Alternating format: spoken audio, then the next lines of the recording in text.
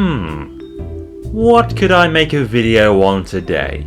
Ooh, maybe YouTube comments will have some ideas for me. Vanguard? Nah, no one's gonna watch that. I mean, maybe people might if I added extra torture to it, maybe? Nah, maybe later. Transit Easter egg? I'll do that after BO2 Revisited, I think. Huh? What's this? World War II vid when? World War II survival mode. Ah, yeah, about that. I've played all of the World War II survival maps since my original video, so I decided to do something a little bit different, to try to get to round 50 on each one, and I only have one attempt.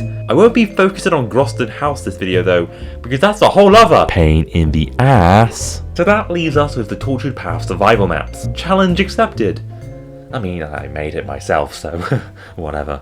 So we start with Bodega Cervantes, the first of the three, most open, and the only one I round 50 before. Piece of cake, right? Round 3 comes around and I'm hitting the box for my first weapon. I get a bar. Okay, that could have been a whole lot worse. Round 4 and I set out to buy stamina. Buy electric cherry like a goddamn idiot. Buy speed cola and then proceed to spend all of 3 minutes looking for stamina on a map this small. 3 whole goddamn minutes. Somewhere along the way I pick up a Sterling which gets swapped out immediately for an SDK 9mm. I have no time to ponder on my poor decision making skills because it's round 10 and you know what that means. Gordon Ramsay has arrived and is not happy with how raw I currently am and fully intends to flame grill me so hard I transform into a juicy Magnus steak. Not intending to let this happen, I take some stale food from the Bodega's kitchen and throw it in his general direction and watch as he slowly and painstakingly eats it and proceeds to collapse on the ground. So, you think you'll be back for seconds? Round 11 starts, and what better way to start it than quickscoping this poor whistling so hard his life force violently leaves his body. I am the master of MLG. With Pack-a-Punch open, it was time to upgrade the 9mm sap into a monstrosity of a weapon that would carry me into the 30s. My loadout was bolstered even further when I got the M1 Garand out of the box. However, instead of using either of these powerful weapons, I opted to pick a cheaply cobbled together Volkssturmgewehr and lost a point of armor as a result. I am very smart. I then upgraded the M1 Garand into the appropriately named GOAT, the Garandist of all time. I'm sure I'll make great use of this weapon. Just kidding, I hit the absolute fucking jackpot and got the delisle not even 30 seconds later, which I then swiftly packed and cooked with it. Hard. So fucking hard that Gordon Ramsay came for seconds and actually liked the food. This was it. This was the strat that I would do for 30 more rounds. So, there I was, in the mid-20s, running in an open area in front of a tall cylindrical building, firing a weapon that can only be described as a sniper that snorted an energy drink at the ground to clear out hordes.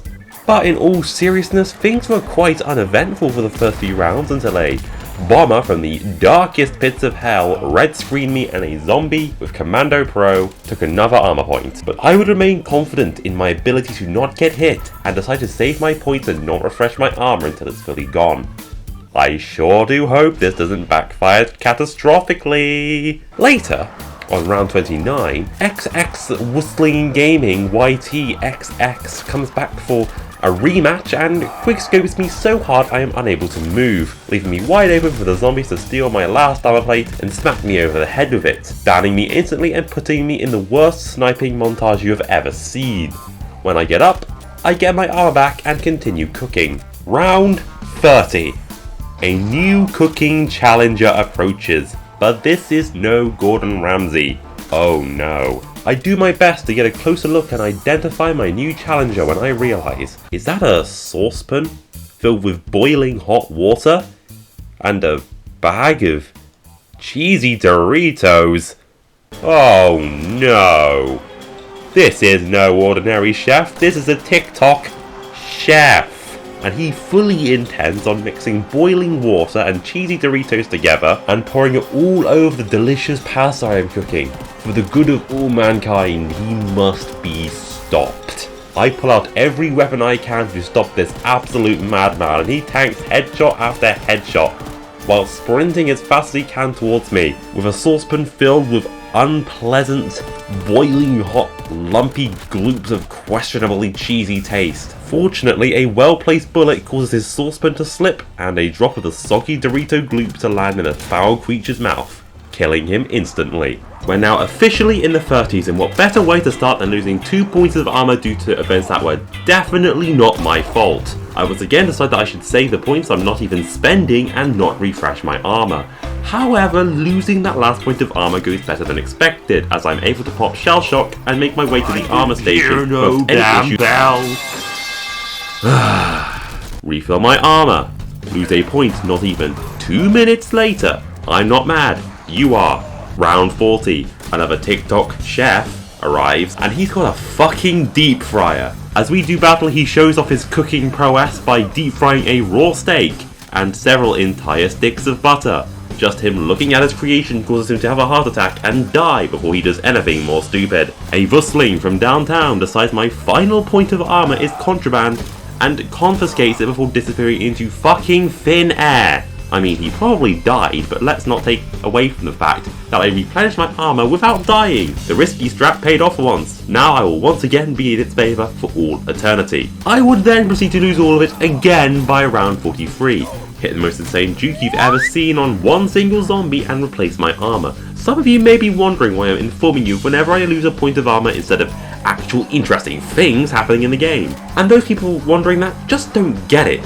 Losing my armor points one by one, replenishing my armor over and over again, was literally the most interesting thing that happened all game. The end was getting closer. The rounds were getting longer, and these last 10 or so rounds were the most mind-numbingly boring part of this already incredibly boring run. So, on round 44, I decided to switch things up. How do you do that, you may be asking? Well, only by training in the house and hitting the box constantly mid-round. I actually got a Tesla gun pretty quickly, and obviously it was not very good.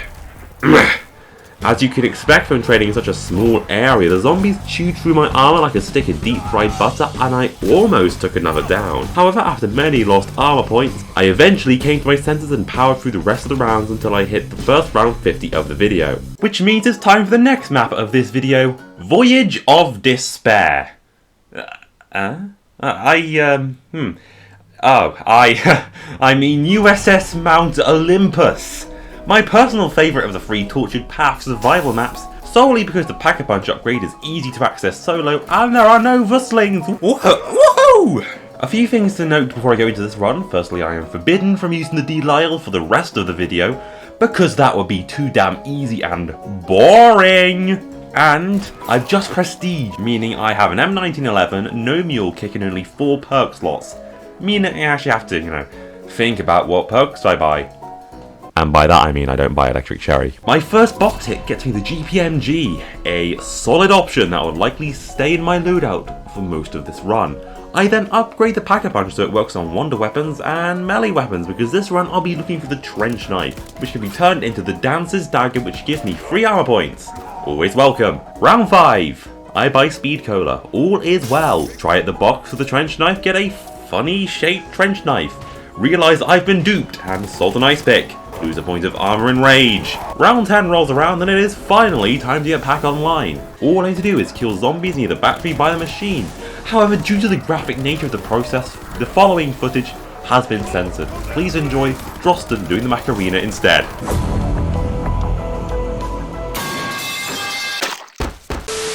Buy Quick Revive, because I am a silly goose and forgot to buy it. Boy, would it have been a shame if I had went down. Buy Stamina Up. No one can catch me now. So that was a fucking lie. Refill my armor. Buy Quick Revive again. Buy Double Tap and pack my GPMG to make it just mwah.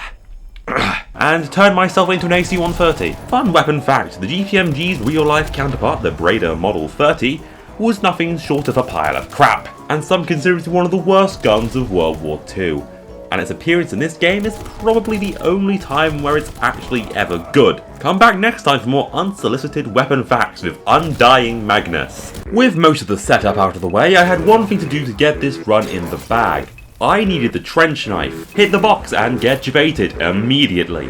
Hit it several more times. Get absolute fuck all. Get the Delisle. Swap it out immediately. Get the Tesla gun. proceeds to get every other gun in the fucking game except for the one I actually want. Hell, I even got the fucking ripsaw. After 4 rounds, I cave in. I give up on the trench knife and pack the ripsaw. And then what do?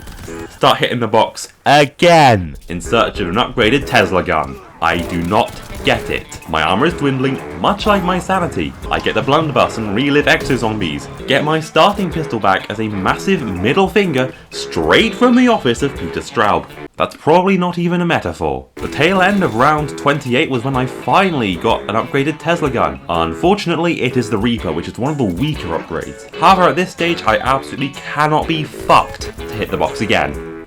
So I do it anyway. Now it's time for me to actually play the game. I take the admittedly still quite strong Reaper out for a spin, got stuck on a single zombie and lost a point of armor. That's how you know we're playing zombies. A bomber blows up and takes another point of armor, but I'm able to refill without running into any more problems. Until I lost another armor point pretty much immediately. I am not a fan of how fast I'm losing armor. However, after that, things were pretty much smooth sailing until round 35, where things went tits up. I don't even know how I lost my second point of armor, and it only gets worse when I start hitting the box again with the trench knife. I take it down before I'm even able to react. We are just over halfway done with this challenge and I am out of quick revive. Whoop-de-doo. And no matter what I do, I can't keep my armor for the life of me. So combine 1 armor point, some unfortunately placed bombs, zombies with Commando Pro, and the World War II movement system, and I take my final down on round 38.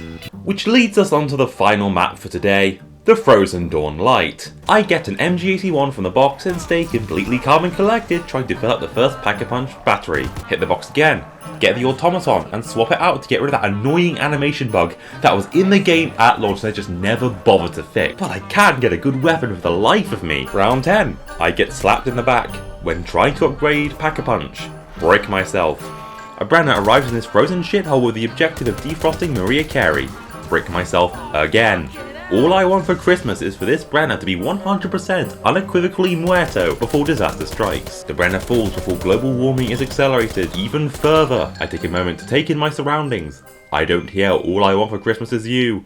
But Maria Carey is nowhere to be seen, which means it is too late and she has already escaped her icy prison. Guess what happens on round 14? I get the trench knife from the box and you bet your ass I pack it immediately. I Pack-a-Punch to Ribby Rolls to get an effect we definitely haven't seen before, and then I try hitting the box again for a weapon I wanted to show off in this video, that being the M267. Round 20 comes around quickly, meaning Brenner number 2 is on the field, and the Ribby Rolls eats him alive. He did not stand a chance at all. It didn't take long for me to find what I'm looking for, as I get my mitts on an M267 on round 22. It is time to start cooking again. This weapon's quirk is quite simple. You shoot a whistling or a bomber zombie, and your train turns into Rave in the Redwoods. This, combined with the sap and the Ribby Rolls, meant I would cruise through the next 10 or so rounds like it was nothing, and the Dancer's Dagger meant I was just about immortal while doing so. That was until round 34. At this point, I'd started hitting the box in hopes of getting one of the upgraded Tesla guns. I get a bit too cocky training this area, I get stuck on a zombie that snuck up behind me and take my first down. The recovery was simple enough, and now that I think about it, I don't think I'll use the armor station once this match. Next round I do end up getting a Tesla gun, that being my old friend the Reaper, which serves me as well as it can. However, I wasn't satisfied. I wanted more. Only a few rounds later I'm hitting the box for another one, and I get the Bloodthirst. So there I was, training in a snowy environment with an electric rifle that kills by chaining lightning between zombies, dealing infinite damage, and god fucking damn it, this is the second time I've misplaced Call of the Dead footage here. But seriously, the Bloodthirst is pretty much just a slightly better Wunderwaffe. It's regarded as the worst of the Tesla gun upgrades, but it's still pretty good. However, I was still not satisfied. The M267, while still doing infinite damage, was struggling to kill special zombies to trigger the effect, and the sap was close to useless at this point. So much so that I took it down because my weapons just weren't killing. So it was time for Tesla gun number 3. I ended up getting the basic Tesla gun on my first spin. With the upgraded Pack-a-Punch available, I put the AC to the test, and to nobody's surprise, it was still absolute shit. so much so that I almost died using it. Lucky for me, that same round I got the Hurricane, which eats zombie trains for breakfast and demands seconds. We enter the 40s and Preston Garvey from the Commonwealth Minutemen has tracked me to this frozen wasteland to inform me that another settlement needs my help and that he's marked it on my map. I, in turn, inform him to fuck off. We have reached...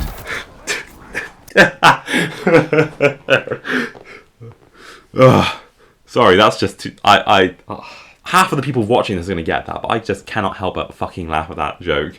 God. We have reached a point where the rounds start going painfully slow. My strategy basically consisted of spamming both my Tesla guns, yes I was carrying two, and heavy knifing zombies at ammo. Round 47 creeps around, and tragedy strikes. I am forced into the back portion of the map and I take another down.